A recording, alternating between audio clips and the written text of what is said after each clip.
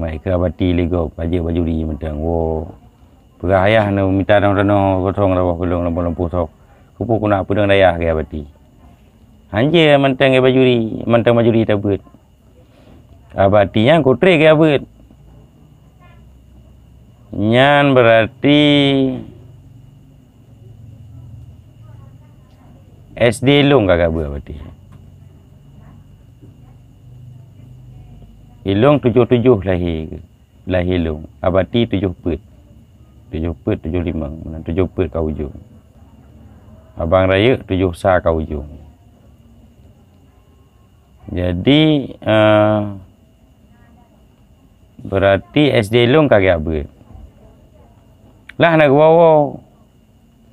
gua 3 yang ke wate gua lubu.